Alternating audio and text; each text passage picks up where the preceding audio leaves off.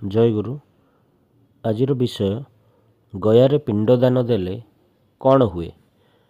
ଏହା ଆଲୋଚନା ପ୍ରସଙ୍ଗ ଦ୍ୱିତୀୟ ଖଣ୍ଡରୁ ସଂଗ୍ରହ କରାଯାଇଛି। ପୃଷ୍ଠା 6। ଶ୍ରୀ ଶ୍ରୀ ଠାକୁରଙ୍କୁ ପ୍ରଶ୍ନ କରାଗଲା, ଗୟାରେ ପିଣ୍ଡଦାନ ଦେଲେ କ'ଣ ହୁଏ? ତାହା ତ ଏକ ସଂସ୍କାର ଛଡ଼ା ଆଉ କିଛି ନୁହେଁ। ପୃଥିବୀରେ କେତେ ଲୋକ ତ ସେସବୁ କରୁନାହାନ୍ତି, ସେମାନଙ୍କର ତ କୌଣସି ଅସୁବିଧା ହେଉନାହିଁ। ଉତ୍ତରରେ ଶ୍ରୀ ଶ୍ରୀ ଠାକୁର କହିଲେ, ଗୟ ରାଜାଙ୍କ ନିର୍ମିତ ପୁରୀ ହେଉଛି ଗୟା। ଗୟ ଆସିଛି ଗୌଧାତୁରୁ। ଗୌଧାତୁ ଅର୍ଥ ଗାନ ବା କୀର୍ତ୍ତନ କରିବା। ମୋର ମନେ ହୁଏ ମଣିଷର ନାମକରଣ ଆକ୍ସିଡେଣ୍ଟାଲି ନୁହେଁ। ନାମର ଅର୍ଥ ସହିତ ନାମଧାରୀର ପ୍ରକୃତିର ସାମଞ୍ଜସ୍ୟ ଥାଏ। ଉକ୍ତ ଗୟ ରାଜାଙ୍କର ଯେଉଁ ସ୍ପେଶାଲ ଆକ୍ଟିଭିଟି ସେଠାରେ ମାନେ ଗୟାରେ ମଧ୍ୟ ତା'ର ଚିହ୍ନ ଥିବା ସମ୍ଭବ। ଅର୍ଥାତ୍ ଗୟା ଏପରି ଏକ ସ୍ଥାନ, ସେଠାରେ ମଣିଷର ସ୍ମୃତି, ମଣିଷର ଗୁଣ, ଗୀତ ଏସବୁ ହୁଏ, କୀର୍ତ୍ତନ ହୁଏ।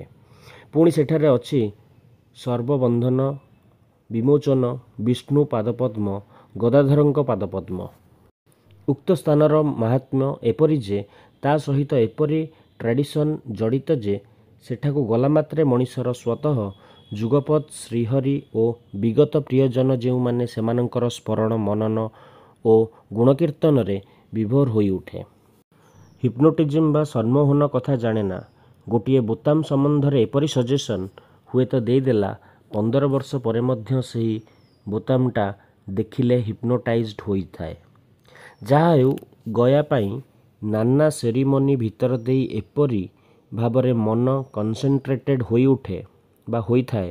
ତା ଛଡ଼ା ଗୟାରେ ପିଣ୍ଡଦାନ ହିନ୍ଦୁ ଘରେ ଏପରି ଏକ ଇମ୍ପୋର୍ଟାଣ୍ଟ ଘଟଣା ଯେ କେହି ଗୟା ଉପଲକ୍ଷେ ସେଇ ବିଗତ ଆତ୍ମାର ଚିନ୍ତା ନେଇ ବ୍ୟସ୍ତ ଥାନ୍ତି। ତତ୍ ସଙ୍ଗେ ସଙ୍ଗେ ପତିତପାବନ ବିଷ୍ଣୁଙ୍କର ମାହାତ୍ମ୍ୟ ଚିନ୍ତନ ମଧ୍ୟ ତା ସହିତ ହୋଇଥାଏ। ବିଗତ ଆତ୍ମାର ପ୍ରିୟଜନ ଯେଉଁମାନେ, ସେହି ସ୍ତ୍ରୀ ପୁରୁଷ ସମସ୍ତଙ୍କ ମଧ୍ୟରେ ଯଦି ଏପରି ଭାବ ଥାଏ, ତେବେ ସେହି ବିଦେହୀ ଭାବର ବିଚ୍ଛିନ୍ନ ପିଣ୍ଡିକା ଗୁଡ଼ିକ ଇଣ୍ଟିଗ୍ରେଟେଡ୍ ହୋଇ ଦେହ ଧାରଣ କରିବାର ଏକ୍ଟୋପ୍ଲାଜମିକ୍ ବଡିରୁ ପ୍ରୋଟୋପ୍ଲାଜମିକ୍ ବଡିରେ ରୂପ ପରିଗ୍ରହ କରିବା ପାଇଁ ସୁବିଧା ହୋଇଥାଏ। ଏହି ବିଷ୍ଣୁ ପାଦପଦ୍ମ ହେଲା ସାର୍ଥକ, ବିବର୍ତ୍ତନୀ ଓ କେନ୍ଦ୍ରାୟନୀ ସୂତ୍ର। ବିଗତ ଆତ୍ମାର ସ୍ମୃତି ସହିତ ଏହି ବିଷ୍ଣୁ ଚିନ୍ତା ଜାଗରୁକ ଥିବାରୁ ସେହି ଜୀବାତ୍ମା ତା'ର ଭଲମନ୍ଦ ସବୁ ନେଇ ଓ ଗୋଟିଏ ସୁକେନ୍ଦ୍ରିକ ଉଦ୍ବୋଧନୀ ସୁର ନେଇ ଆସିବା ପାଇଁ ସୁଯୋଗ ପାଏ। ମୋର ତ ଏହିପରି ମନେ ହୁଏ। ତେଣୁ ସପରିବେଶ ଭାବ ସମନ୍ୱିତ ହୋଇ ଗୟାରେ ପିଣ୍ଡଦାନ କରିବାର ଗୋଟିଏ ବିଶେଷ ଉପଯୋଗିତା ଅଛି ବୋଲି ମୋର ଦୃଢ଼ ବିଶ୍ୱାସ। ତା ଛଡ଼ା ପିତୃତର୍ପଣ ହିନ୍ଦୁମାନଙ୍କର ନିତ୍ୟ କରଣୀୟ ମଧ୍ୟ। ଏହାଦ୍ୱାରା ପିତୃପୁରୁଷଙ୍କର ସ୍ମୃତି ଆମ ମଧ୍ୟରେ ସକ୍ରିୟ ଭାବରେ ଜାଗ୍ରତ ଥାଏ ଏବଂ ସେମାନଙ୍କ ପ୍ରତି ଶ୍ରଦ୍ଧା ମଧ୍ୟ ସଞ୍ଜୀବିତ ହୋଇଉଠେ। ଏଇ ଜୀବନ୍ତ ଶ୍ରଦ୍ଧା ଓ ଆଭିଜାତ୍ୟ ବୋଧ ଆମ ଚରିତ୍ରକୁ ଅନେକ ପରିମାଣରେ ଉନ୍ନତ କରିତୋଳେ। ଆନୁଷ୍ଠାନିକ ଭାବରେ ଏଗୁଡ଼ିକ ପାଳନ କରିବାର ପ୍ରୟୋଜନ ଏଥିପାଇଁ ଯେ ଏହି ଅନୁଷ୍ଠାନଗୁଡ଼ିକ ଆମର ଅନ୍ତର୍ନିହିତ ଭାବକୁ ପୁଷ୍ଟ କରିତୋଳେ।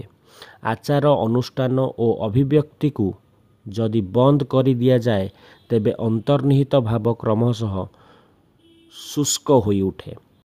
ଆମ ଦେଶର ରୀତି ହେଲା, ସ୍ୱାମୀ ବା ଗୁରୁଜନ ଯଦି ବାହାରୁ ଆସନ୍ତି, ସ୍ତ୍ରୀ ଯଦି ବସିଥାଏ, ତେବେ ତତ୍କ୍ଷଣାତ୍ ସେ ଉଠି ଛିଡ଼ା ହୋଇ ସେମାନଙ୍କୁ ବିହିତ ଭାବରେ ଅଭ୍ୟର୍ଥନା କରି ବସାଇବ ଏବଂ ତାକୁ ବସିବା ପାଇଁ ଆଦେଶ ଦେଲେ ଯାଇ ସେ ବସିବ।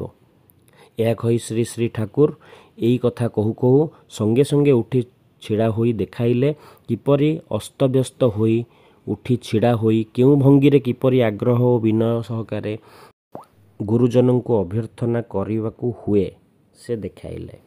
ଏହି ଅଭିବ୍ୟକ୍ତି ଟିକକ ଯଦି ନଥାଏ, ଆଉ ଯଦି କହେ ଅନ୍ତରରେ ଶ୍ରଦ୍ଧା ଥିଲେ ହେଲା, ତାହେଲେ କିନ୍ତୁ ଅନ୍ତରର ଶ୍ରଦ୍ଧା ଧୀରେ ଧୀରେ ଉଭେଇଯାଏ।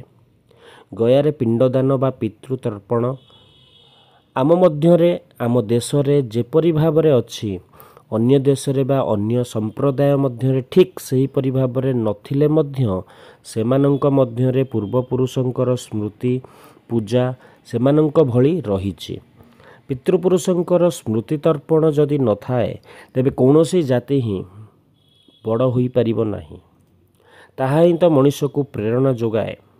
ତୁମେ ସବୁ ଯେଉଁ ଇତିହାସ ପଢ଼ୁଛ ତାହାର ଏହି ଜିନିଷ ଜାତୀୟ ଇତିହାସ ପ୍ରତି ମଣିଷର ପ୍ରକୃତ ଶ୍ରଦ୍ଧା ଜନ୍ମାଏ ନାହିଁ। ଯେତେଦିନ ଯାଏଁ ସେ ନିଜର ବଂଶର ନିଜର ପିତୃପୁରୁଷଙ୍କର ଇତିହାସ ପ୍ରତି ଶ୍ରଦ୍ଧାବାନ ହୋଇ ନ ଉଠିଛି ଏବଂ ସେମାନଙ୍କୁ ଆନୁଷ୍ଠାନିକ ଭାବରେ ଶ୍ରଦ୍ଧା ନିବେଦନ ନ କରିଛି। ଜୟଗୁରୁ।